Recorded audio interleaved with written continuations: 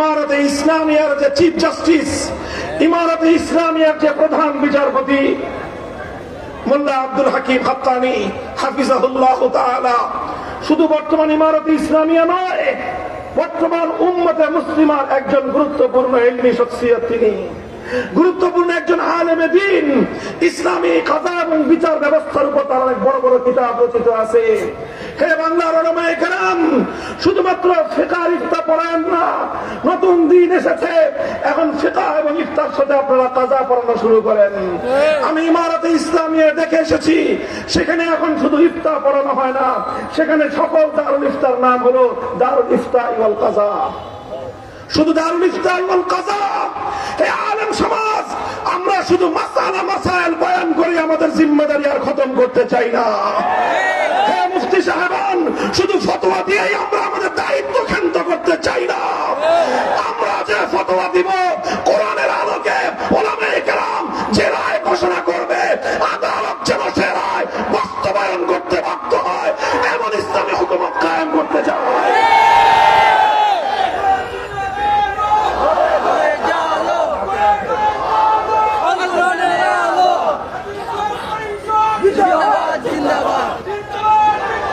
মোল্লা আব্দুল হাকিম হাক্কানিকে জিজ্ঞাসা করলাম, আপনাদের দেশের বিচার ব্যবস্থার বৈশিষ্ট্য কি? তিনি সংক্ষেপে বললেন, আমার দেশের বিচার ব্যবস্থার বৈশিষ্ট্য হলো এই যে এখানে যে কোনো বাদী যদি আদালতের শরণাপন্ন হয়, বিচার এবং ফরিয়াদ নিয়ে তার বিচার আদালতে গ্রহণ, তার ফরিয়াদ আদালতে দাখিল হওয়ার 2 সপ্তাহের মধ্যে আদালত তার মামলার রায় ঘোষণা করতে বাধ্য। কয় সপ্তাহ? 2 সপ্তাহের মধ্যে আদালত রায় ঘোষণা করে। যদি 2 সপ্তাহের মধ্যে বাদী বিবাদী সাক্ষী তাদের সকলের বক্তব্য শুনে আদালত বিচার প্রক্রিয়া সম্পন্ন করতে না পারে, অক্ষম হয়, আদালতকেই উচ্চ আদালতের কাছে অ্যাপ্লিকেশন করতে হয় যে আমি 2 সপ্তাহে এই বাদীর বিচার করতে পারছি না, আমার আরো 1 সপ্তাহ প্রয়োজন। উচ্চ আদালত যদি নিম্ন আদালতকে আরো 1 সপ্তাহ সময় দেয়, তখন তিনি 2 সপ্তাহের পরে আরো 1 সপ্তাহ সময় পাবেন। তোমার দেশে যাও তুমি বিচার চাইতে। আমার বাংলাদেশের বিচার ব্যবস্থা, এটা বাংলাদেশের কথা আমি কি বলবো, দোষ তো বাংলাদেশের না, দোষ তো বাংলাদেশের না, দোষ তো বাংলার মাটির না, দোষ তো বাংলার জনগণের নয়। দোষ হলো তাদের যারা আমাদের দেশে উপনিবেশ কায়েম করেছিল, সেই ব্রিটিশ শাসন ব্যবস্থা। তারা আমার দেশকে দখল করলো, আমার রাজত্ব দখল করলো, আমার সম্পদ চুরি করলো। আমার সম্পদ চুরি করেই তারা ক্ষান্ত হয় নাই, আমার দেশের সম্পদ লন্ডনে পাচার করেই তারা ক্ষান্ত হয় নাই। আমার শিক্ষা ব্যবস্থা ধ্বংস করে দিল, আমার শাসন ব্যবস্থা ধ্বংস করে দিল, আমার বিচার ব্যবস্থাটা ধ্বংস করে দিয়ে ব্রিটিশের মানব রচিত এক কালাকানুনের মাধ্যমে আমার দেশের বিচার ব্যবস্থাকে তারা গড়ে তুলল। সেই বিচার ব্যবস্থার মূল কথা হলো এই, টাকা আছে যার বিচার পাবে সে, টাকা নাই যার বিচার পাবে না সে। আমার এই কথার যদি ব্যাখ্যা জানতে চান, লম্বা দাস্তান আপনাদেরকে আমার শোনাতে হবে, বহু লম্বা ইতিহাস আমাকে বলতে হবে।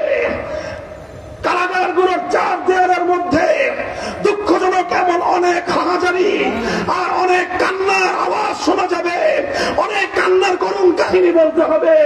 বর্তমান এই প্রলম্বিত ব্রিটিশ প্রবর্তিত বিচার ব্যবস্থার অবিচারের কারণে কত নিরপরাধ মানুষ জেলখানার 4 দেয়ালের মধ্যে হাহাকার করে কাঁদছে, ডুকরে ডুকরে কাঁদছে।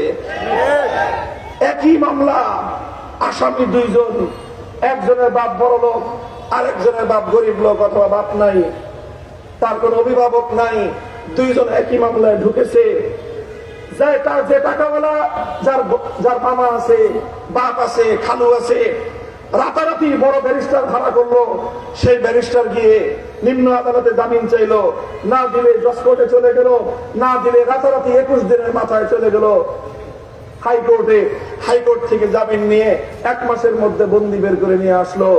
আর তারই কেস পার্টনার, একই মামলার অপর আসামি, ওর মামুও নাই, খালুও নাই, দুলাভাইও নাই, বাপ নাই, চাচা নাই, গার্জিয়ান নাই, শুধু এই কারণে 14 বছর পর্যন্ত তার জেল খাটতে হচ্ছে, বিচার হয় নাই এখনো পর্যন্ত। আসামি হিসেবে কারাগারে অন্ধকার কারা প্রকোষ্ঠে আত্মচিৎকার করে তার দিন কাটতেছে।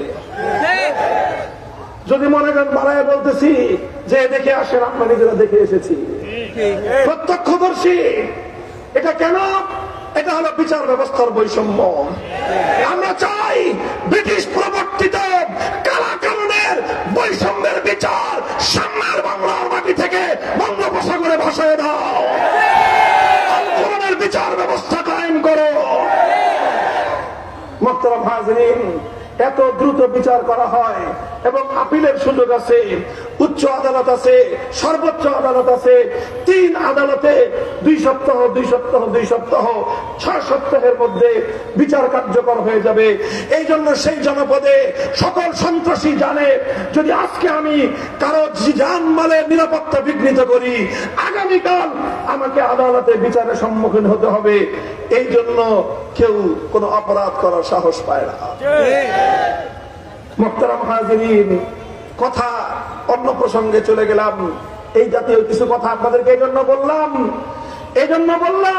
যে আলহামদুলিল্লাহ 40 বছর পৃথিবীর 2 সুপার পাওয়ারের সঙ্গে লড়াই করে, যুদ্ধ করে আমার আর তোমার মতো একদল ইমানদার, তারা তাদের দেশে ইসলামী ইমারত কায়েম করেছেন, তারা তাদের জমিনে আল্লাহর কোরআনের রাজ কায়েম করেছেন, তারা তাদের জমিনে ইসলামী খেলাফত কায়েম করেছেন, তারা তাদের জমিনে আল্লাহর কোরআন শুধু মসজিদে তেলাওয়াত করে না, তারা তাদের জমিনে আল্লাহর কোরআন শুধু মাদ্রাসায় তেলাওয়াত করে না, তাদের জমিনে যেই কোরআন মসজিদে তেলাওয়াত হয়, যেই কোরআন মাদ্রাসায় তালিম হয়, সেই দেশের প্রতিটি মন্ত্রণালয়, প্রতিটি আদালত সেই কোরআন অনুযায়ী পরিচালিত হয়।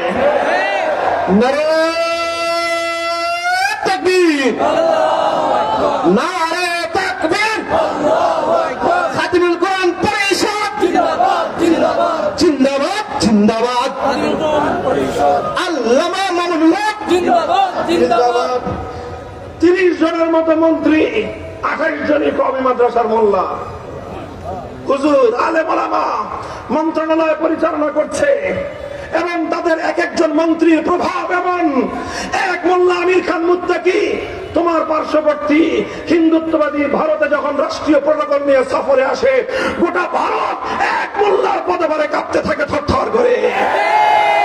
আর তোমাদের পররাষ্ট্রমন্ত্রী পরিচয় দেয় ওনারা তো আমাদের স্বামী, আমরা তাদের স্ত্রী। লজ্জা হয় আমাদের লজ্জা হয়। কারণ কি? আমাদের কোন জিনিসের অভাব? তারা মোল্লারা যদি পারে, আমরা মোল্লারা পারি না কেন? একটাই ব্যবধান, তারা আল্লাহর কোরআনকে সমাজ ব্যবস্থায় কায়েম করেছে, আল্লাহর কোরআনকে রাষ্ট্র ব্যবস্থায় কায়েম করেছে। কোরআন সেই জাতিকে পৃথিবীতে সম্মানিত করেছে। वो जमाने के मुअज़्ज़ज़ बने हामिले कुरआन होकर और अब तुम खार बने हो तारिके कुरआन होकर। তারা সম্মানিত হয়েছে কোরআনকে ধারণ করে, তোমরা সম্মান খুইয়েছো কোরআনকে বর্জন করে। বলবা হুজুর আমরা কোরআন বর্জন করলাম কোথায়? আমাদের মসজিদগুলোতে তো কোরআন তেলাওয়াত হয়, আমাদের মাদ্রাসাগুলোতে কোরআনের তালিম হয়, আমাদের মাহফিলগুলোতে তো কোরআনের তাফসীর হয়। আমি বলবো যে হ্যাঁ, আমরা কোরআনের তেলাওয়াত করি, আমরা কোরআনের তালিম করি, আমরা কোরআনের তাফসীর করি, আমরা ব্যক্তিগত জীবনে, পারিবারিক জীবনে আল্লাহর কোরআনের বিধানগুলোকে মানবার চেষ্টা করি, কিন্তু আমার বৃহত্তর সমাজ এবং রাষ্ট্রে আমরা আল্লাহর কোরআনকে বিজয়ী করতে পারি নাই। আমি খেলাফতের এই বায়াতের আলোচনা এখানেই সমাপ্ত করতেছি। একটা শপথের মাধ্যমে আমি আমার এই আলোচনা এখানে সমাপ্ত করে মূল আলোচনার দিকে আমি ফিরে যেতে চাই। আমি বলতে চাই